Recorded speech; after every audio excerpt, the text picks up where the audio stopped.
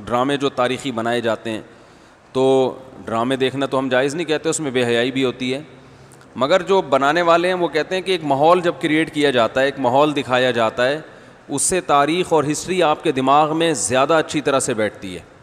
تو Tayyip Erdogan نے drama بنایا نا، ارطغرل بڑا مشہور ڈرامہ چل رہا ہے، بہت دنیا دیکھ رہی ہے، تو میں ڈراموں کو جائز نہیں کہتا، لیکن جو لوگ فلمیں دیکھ رہے ہیں پہلے سے بے حیائی کے کاموں میں پڑے ہوئے ہیں اور غلط چیزیں دیکھ رہے ہیں، تو ہم ان کو کم از کم یہ مشورہ دیتے ہیں کہ یار انڈین فلمیں دیکھنے سے بہتر ہے یا جو آج کل وہ ڈرامے جو ہمارے فیملی سسٹم کو تباہ و برباد کر رہے ہیں، جب تم نے دیکھنا ہی ہے تو کم از کم ایک کم درجے پر آ جاؤ نا، اس کو دیکھ لو، تو اس سے تو پھر بھی بہتر ہے کہ کم از کم تمہیں ہسٹری تو پتہ چلے گی، کم از کم تمہیں یہ تو پتہ چلے گا مسلمانوں کی تاریخ کیا تھی۔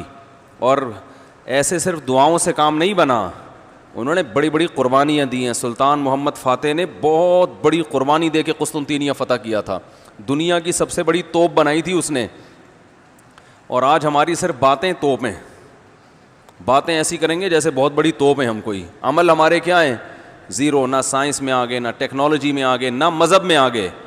وہ ٹیکنالوجی کی دنیا میں بہت آگے تھے، سائنس کی دنیا میں بہت آگے تھے۔ سلطان محمد فاتح نے جب قسطنطینیہ کو فتح کرنے کا ارادہ کیا، استنبول کو، نبی کی پیش گوئی تھی کہ میری امت میں جو طبقہ استنبول جو فتح کرے گا نا وہ جنتی ہے، تو صحابہ کے دور سے کوششیں ہو رہی تھیں، اور استنبول میں 1000 سال سے خلافت قائم تھی عیسائیوں کی، اور اسے کوئی فتح کر نہیں سکتا تھا۔ ابو ایوب انصاری رضی اللہ تعالیٰ عنہ گئے، وہ نہیں فتح کر سکے، ان کی قبر وہیں بنی، بڑے حملے ہوتے رہے، اتنی چوڑی دیوار میں نے خود دیکھی، اس کی میں نے ویڈیو بھی بنائی تھی، اور اتنی لمبی دیوار شہر کے گرد کہ اس کو ناممکن اسباب کی دنیا میں، ایئر اٹیک تو ہوتے نہیں تھے نا اس زمانے میں، جانا تو پیدل فوج نہیں تھا، جائے گی کہاں سے بھائی، چڑھے گی کیسے اس پہ، سیڑھیاں لگا کے جو چڑھتے تو اوپر انہوں نے گرم تیل گرم ہوتا تھا، اس کے دیگ رکھے ہوئے ہوتے تھے، تو وہ دیگ الٹتے تھے تیل ڈال کے، کوئی چڑھ نہیں سکتا تھا، بہت زبردست ڈیفنس تھا، کوئی میلی آنکھ اٹھا کے دیکھ نہیں سکتا تھا، اور جتنی لڑائیاں ہوئی سب ناکام ہوئی تھیں۔ سلطان محمد فاتح نے کہا بھائی نبی نے خوشخبری دی ہے، ہم فتح کر کے چھوڑے گا۔ پھر وہ مشہور واقعہ ہے، اس نے کیا کیا کہ خشکی میں کشتیاں چلا دیں، سارے جانور راتوں رات ذبح کیے، ان کی چربی پگھلا کے پتھروں پہ بچھائی گئی ہے، اس پہ سمندری جہاز بٹھا کے، وہاں میں جب ترکی میں گیا ہوں تو اب دیکھو یہ چیز کتابوں میں بھی بتائی جا سکتی تھی نا، لیکن وہاں طیب اردگان نے کیا کیا ہے، میوزیم بنائے ہیں، ان میں یہ پورا منظر دکھایا جاتا ہے، خدا کی قسم ایسا ایمان بڑھتا ہے کہ چیخیں مارنے کا دل کرتا ہے، ایسی جو علماء بھی گئے ہیں نا، بنوری ٹاؤن کے ایک شیخ الحدیث گئے تھے، وہ کسی نے بتایا وہ رو رہے تھے چیخیں مار مار کے، جو جاتا ہے یہ منظر ہوتا ہے، وہ جب دکھاتے ہیں نا اپنی آنکھوں سے، بھائی کیا منظر، اور کیسے وہ کشتیوں کو راتوں رات خشکی پہ لے کے چلے ہیں، اور خشکی پہ لے جا کے پیچھے سمندر میں اتارا، اور سامنے سے بھی اٹیک اور پیچھے سے بھی اٹیک۔ انگریزوں نے لکھا ہے، گوروں نے ہسٹری میں، کہ یہ اسباب کی دنیا میں ممکن نہیں ہے، بہت بڑا کارنامہ انہوں نے سر انجام دی، اور راتوں رات۔ تو یہ ہماری تاریخ تھی جس کی وجہ سے ہمیں عروج ملا تھا، آج ہم صرف پیڑے کھا رہے ہیں، باتیں ٹھوک رہے ہیں بیٹھ کے، صحیح ہے نا، بزرگوں پہ طنز، علماء پہ اعتراضات، ایک دوسرے پہ کیچڑ اچھالنا، فرقہ پرستی، ان چیزوں میں ٹائم ضائع ہو رہا ہے، اور کوئی موٹیویٹ کرنے والا نہیں ہے، کوئی تعمیری کام کرنے والے لوگ بہت تھوڑے رہ گئے ہیں، اور ٹیکنالوجی کی طرف تو توجہ ہی نہیں ہے۔ یونیورسٹی میں جو لڑکا مذہب پہ چلتا ہے، سب کی بات نہیں کر رہا، ایجوکیشن میں سب سے پیچھے وہی ہوتا ہے عام طور پہ، اسی کی شکایتیں آ رہی ہوتی ہیں، یہ چونکہ نمازی ہے لہذا نمبر سب سے کم اس کے آتے ہیں، نمازی کے نمبر تو زیادہ آنے چاہیے بھائی، جو تبلیغ میں وقت لگاتا ہے اس کو تو ایجوکیشن میں زیادہ آگے ہونا چاہیے، یہ تو ہمارے مذہب کا حصہ ہے۔ صحابہ کرام نے جو ملکوں کے ملک فتح کیے، اور جو ہمارے تاریخ میں فاتحین ملتے ہیں، سب سے پہلا بحری بیڑا حضرت معاویہ نے بنایا ہے، سمندر پہ سب سے بڑی فوج جو اس وقت اتاری ہے وہ کس نے اتاری ہے؟ حضرت معاویہ رضی اللہ تعالیٰ عنہ نے، اور نبی نے پیش گوئیاں سنا دی تھی پہلے کہ سمندر کی لڑائی ہوگی، اس میں جو شہید ہوگا اسے میں جنت کی خوشخبری دیتا ہوں، اور آپ صلی اللہ علیہ وسلم نے سمندر میں شہید ہونے والے کو زیادہ بڑا شہادت کا درجہ عطا فرمایا۔ میں نے تو سمندری لڑائی کے فضائل پر احادیث جمع کی تھیں. ایک میرا بیان ٹوٹلی اسی پر ہوا تھا کہ سمندری لڑائی کتنی اہم ہے. نبی کو معلوم تھا میری امت سمندروں پہ بھی چلے گی. سمندر پہ چلنا ٹیکنالوجی کے بغیر ممکن ہے کیا؟ پھٹے لگا کے بیٹھ جاؤ گے اس پہ کہ ملاحوں کو بلاؤ گے یار تم مچھلیاں پکڑتے ہو تو 2-4 پھٹے یہاں بھی, او بھائی لڑنا ہے اس پہ تو سامنے والا بھی لڑے گا. تو نبی صلی اللہ علیہ وسلم نے فرمایا جو سمندری لڑائی ہے, جو شخص سمندر میں جہاد کرے گا اس کے جو چکر آئیں گے نا اس پہ بھی اللہ اس کو اجر دے گا. بڑی خوشخبری ہیں اس کے گناہوں کی معافی کی, کیونکہ آپ کو پتا تھا کہ امت جب تک سمندر پہ کو فتح نہیں کرے گی اور سمندر پہ سفر نہیں کرے گی یہ اس دنیا پہ حکومت نہیں کر سکتی. تو حضرت معاویہ نے جو پہلا بیڑا بنایا اس کے امیر کو امیر البحر کہتے تھے. بحر کہتے ہیں سمندر. یہ امیر البحر کی ٹرم یہ انگلش میں منتقل ہوئی ہے جس کو ایڈمرل کہا جاتا ہے. بہت ساری فوجی اصطلاحات اور سائنسی اصطلاحات عربی سے انگلش میں ٹرانسفر ہوئی ہیں, عربی سے انگلش میں گئی ہیں. آج میڈیکل سائنس میں بہت سے الفاظ ایسے ہیں جو عربی سے انگلش, مسلمان سائنسدانوں کے تھے وہ, لیکن اب دیکھو حال کیا بنا دیا. ایک نمبر کے سست نمازیوں کی حالت تو دیکھ لو جا کے. سب سے سست ترین جو ہوگا وہ دیندار بنا ہوا ہوگا.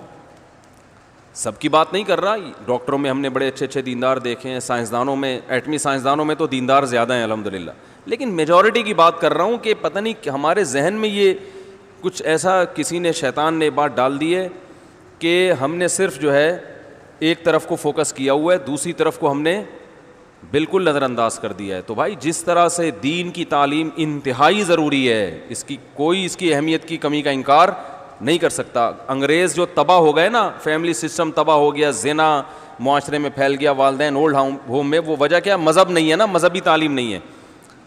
لیکن ہم جو معاشی لحاظ سے تباہ ہو گئے اور ترقی میں پیچھے رہ گئے, وجہ کیا ہے؟ مادے پہ محنت نہیں کی ہے. تو دونوں محنتیں ضروری ہیں. داؤد علیہ السلام کو روحانی ترقی بھی ملی اور اللہ نے آپ کے ہاتھ میں لوہا بھی پگھلایا. کیوں پگھلایا؟ تاکہ لڑیں, کیونکہ صرف نمازوں سے لڑائی ممکن نہیں ہے. ذکر کرتے تھے نا داؤد علیہ السلام, چاروں طرف سے پرندے جمع ہو جاتے تھے, ایسی خوبصورت آواز میں تلاوت کرتے تھے, ذکر کرتے تھے. وَالطَّيْرَ مَحْشُورَةً كُلٌّ لَهُ أَوَّابٌ, قرآن کہہ رہے پرندے, اور یا جبال اوبی ماہو والطیر.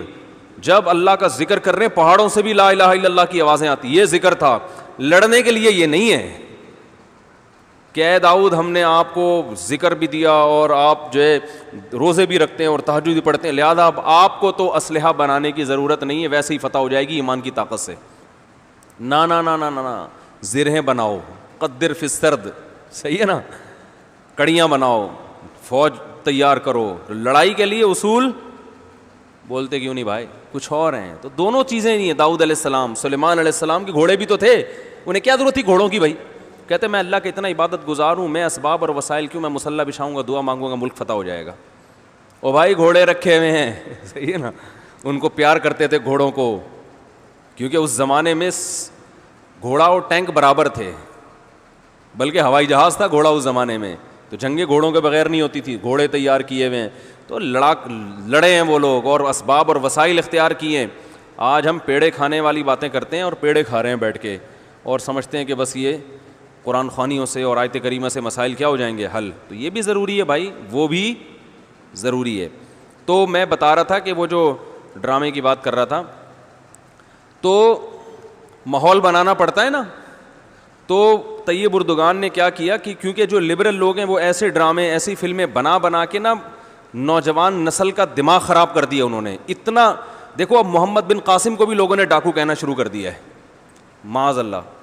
وہ شخص جو سندھ میں اسلام لانے کا ذریعہ بنا, اگر وہ ڈاکو تھا تو اس سندھ میں اسلام کون لے کر آیا؟ انگریز کہے گا تمہارے تو اسلام, جو بر صغیر میں اسلام آیا ہے سندھ کے راستے سے, سندھ کو تبھی باب الاسلام کہا جاتا ہے نا. بر صغیر میں اسلام کہاں سے آیا ہے؟ سندھ کے راستے سے. پھر پورے انڈیا میں بھی پھیل گیا اور بنگلہ دیش, برما, کہاں تک پھیلا ہے. تو انٹری جو ہوئی ہے محمد بن قاسم کے ذریعے ہوئی ہے. پروپیگنڈا دیکھو, وہ بھی چور, وہ بھی معاذ اللہ وہ بھی ڈاکو, محمود غزنوی بھی ڈاکو. وجہ کیا ہے؟